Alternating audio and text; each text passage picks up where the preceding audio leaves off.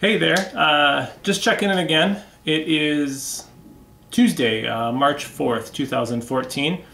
Coming up in a few days on month number 11 since my pouch has been active. April 8th of 2014 will be 1 year since I started using my J pouch. So I wanted to catch you guys up on my pouchitis issue. I think a couple weeks ago, it's been about 3, I told you I went for a scope of my pouch, just kind of as a routine thing, nothing specific. And the GI did find some mild pouchitis. He said it was very mild. They took biopsies, everything else was fine. But he did start me on an antibiotic at that time called Cipro. That's the abbreviated name. He started me on one every 12 hours.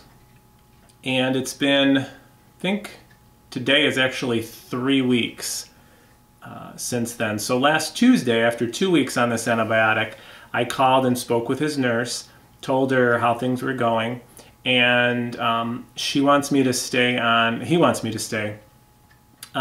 2 pills a day, one every 12 hours, for another 3 weeks, and then to call them again and see how things are going. She said it sounded like maybe not all the inflammation was 100% gone, so they wanted me to stay on it, like I said, a little bit longer. But let me tell you how things have been going so far. So it's been 3 weeks, and things have really improved over where they were at before, and I thought before was pretty good. The main issues I was having before is it seemed that when it was getting closer time to go to the bathroom, I'd get a lot more gas feelings, and I kind of would just have more gas in general. So I was trying to stay away from gassy foods and things like that. And I was still having the nighttime issues, on and off, more on than off. I was still wearing the Depends, that sort of stuff. Since I've been on the Cipro, all of the gas type feelings and everything have gone. I'm going, I would say pretty consistently 6 times within a 24-hour period. 2 of those times are during the night. So really I'm only going about 4 times during my waking hours. Prior to that I was going 6 to 8 times. My stools are 95 to 99% formed. Before this I would say they were about 75% formed. The nighttime issues have improved greatly. I'm back to just wearing regular underwear with just some kind of like a pad in the underwear just in case. And I've been going most nights with nothing happening, maybe a little bit, but I told you I use those absorbent little butterfly pads that you kind of put between your cheeks just to kind of help catch maybe if there's a little bit of liquid leak. So there's been a couple of things with that, but nothing like I was having before. So it's pretty amazing that I obviously had a touch of pouchitis but didn't realize it. And I didn't have any classic symptoms of pouchitis. I didn't have any increased frequency, watery stools, bleeding, cramping, fevers, nothing like that. And I feel like about, I would say 8 to 12 weeks after the activation of my pouch last April, so probably June or July, I feel like things started to kind of level out to where I was going 6 to 8 times a day, 2 times at night. And I'm wondering, looking back, if I didn't have pouchitis all the way back then. So maybe there's been a little bit of inflammation and irritation going all the way back. But like I said, it wasn't what they say like classic pouchitis.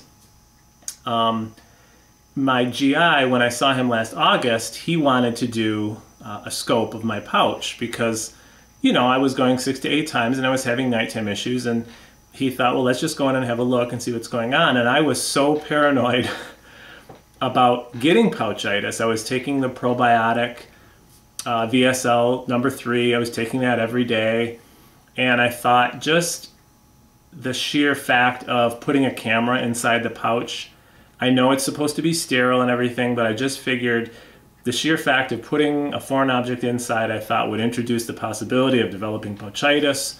And at that time, I thought the feelings I was having with my pouch and the functioning, the 6 to 8 times a day, the gas feelings, I just thought that was probably normal pouch function. I had never had a pouch before. And like I said, I wasn't having frequent watery stools or anything like that.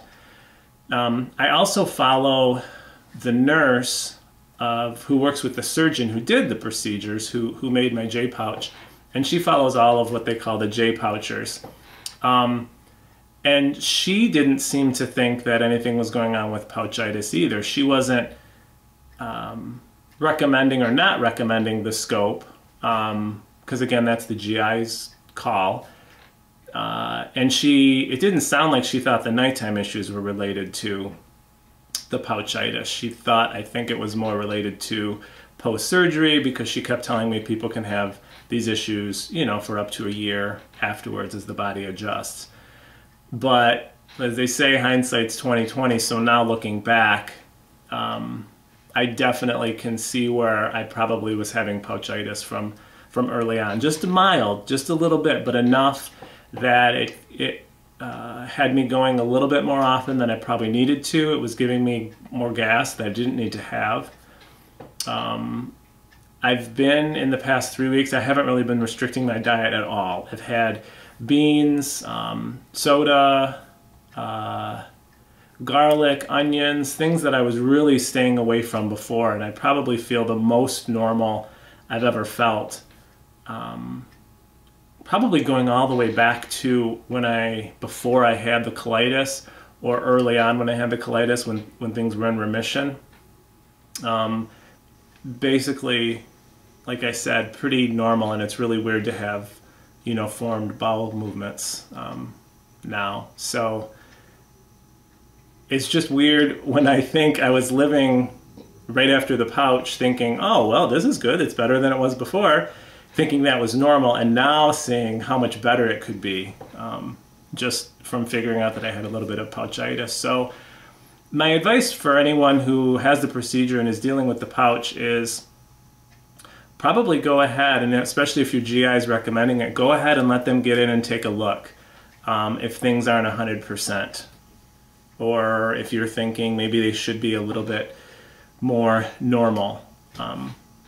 And just to take a look and see what's going on. It wouldn't hurt. If there's nothing going on, there's nothing going on. But in my case, like I said, they found that little bit of pouchitis, and just starting that antibiotic has really made a difference.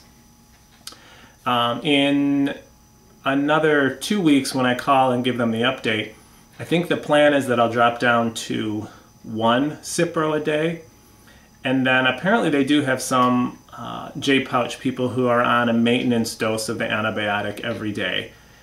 I didn't get into too much detail with them yet about the long-term effects of being on an antibiotic constantly. I'm not sure how that affects your ability to use antibiotics in the future to fight off different infections and things. So I'll cross that bridge when I come to it. But I did ask her basically about any side effects from the Cipro, and she said there's really none, other than you can have spontaneous tendon rupturing. It tends to be more prevalent in people over 60 and people who are also taking steroids, of which I'm not over 60, not taking steroids anymore. But it just kind of sits in the back of my mind, especially because my job is very physical. I go to the gym a lot. So if they decide that they're going to keep me on a maintenance long-term dose of an antibiotic, I probably will talk to them about other options, just because I don't want that in the back of my mind thinking, you know, one day I possibly could have a tendon rupture. I think the risk is very low, but my odds never seem to be working in my favor when it comes to all these things. Getting the ulcerative colitis, getting the liver disease, the PSC, getting the pouch, then getting the pouchitis with the pouch. So, like I said, odds are not in my favor all the time, so I don't necessarily think I want to play the odds anymore with a possible tendon rupture, just because it would really affect my lifestyle. As far as I walk to work, I wouldn't be able to do that. I wouldn't be able to work, so I'd be out of a job for a while. So I think that catches you up on everything. I'm still coming along on the video So those of you who have sent me information, thank you very much. I did not forget about it. It's coming along. And I think that's it. So I will keep in touch. I don't know, there's nothing really big coming up. I think I have my 1-year follow-up with my J-pouch nurse the end of April, but I'm not expecting any big information or big news from there. So I think that's it. If you have any questions, comments, concerns, anything like that, as usual, you can always hit me up at my email, ucandpsc@gmail.com. All right, talk to you later.